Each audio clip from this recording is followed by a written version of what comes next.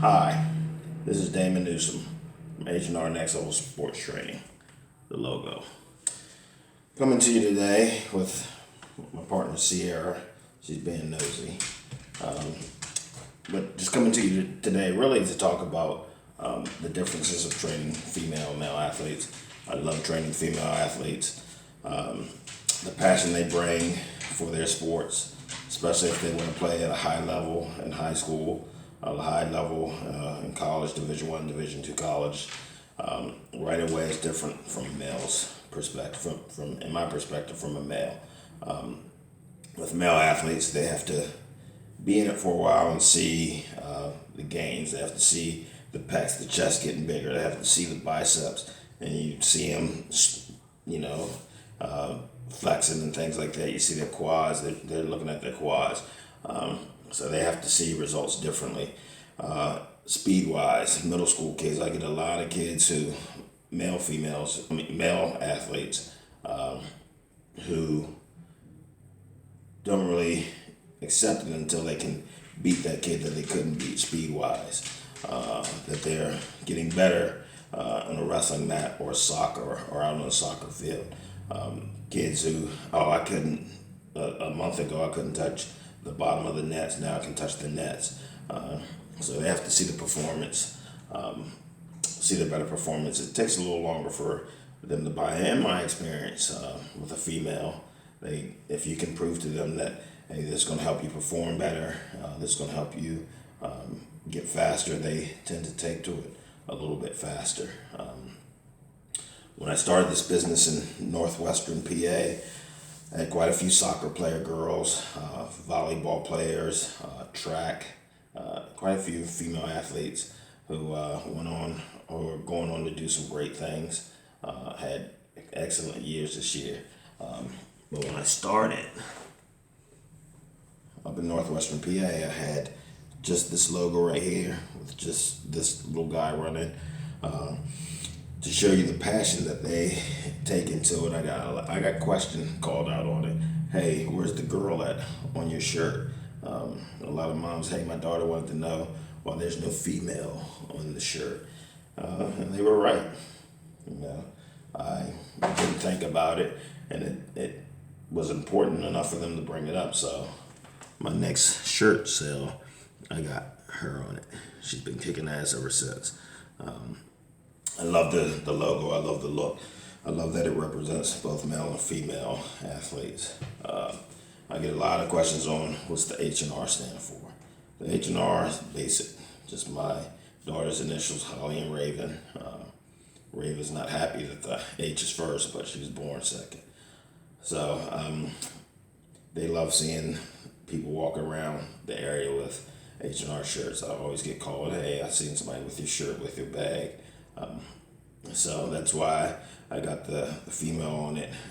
It helps with the training. It helps with the female athletes to know that I'm also there for the female athletes to get better, not just my guy athletes.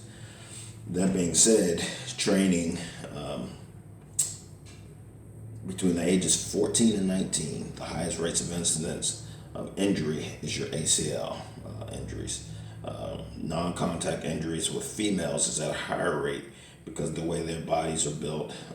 You have to really train your core. When I say core, it's not just crunches. I always get people say, well, I do crunches, I do my abs, because you can see your abs. You want your abs to look good. That's not core training.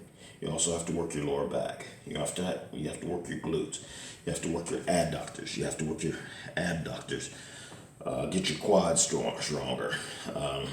So by doing these things, you can prevent, not 100%, you're never going to prevent the ACL injuries, but you can lower the rates of incidence of tearing your ACLs by proper training.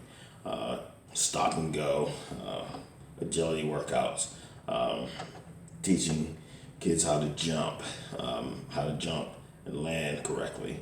I always ask my athletes, do you know how to jump? And they all say, yeah, everybody knows how to jump. Jumping is more than just getting height. Jumping is also landing. Jumping is decelerating. When an athlete jumps, When I go down, I got my chest up, my arms back, head up here. When I jump, the way I start is the way I should land. That does two things. When I jump, and I come back down, if I'm playing a sport where I have to rebound, I have to rebound a basketball or jump back up to hit a volleyball. Now I'm in a position where I can go right back up. I can't be on my heels, I want to be on the balls of my feet. So when I teach jumping exercises, I jump, even if we're jumping on the box, I want quiet landing. The quieter, the better. As I said, when athletes, and not just my female athletes, they jump, my male, you can hear them landing. That's a lot of force on my hips, my knees, on my ankles. So I tend to do a lot of work with jumping and stuff like that. I also do a lot of stabilizing proprioceptive balance training on this right here. This, the BOSU. I'll do frontal exercises, sagittal exercises, transverse, change of directions, different things like that, snatches. But when I first start, we just do squats on these or the BOSU. And when they first squat, their body really shakes and they're laughing and they're like, why am I shaking like this? Because your body's not used to working outside of that center of gravity. It's not used to training outside of that center of gravity. Just going to practice and practicing your sport, it helps you, but you also have to have the strengthen up your body to be able to take those forces.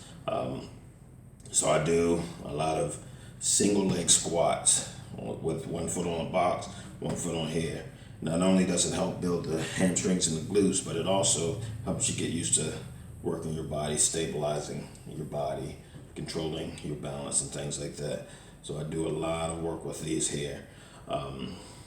Again, you want to strengthen up those quads, strengthen up your hips, because the ACL injury is a big deal.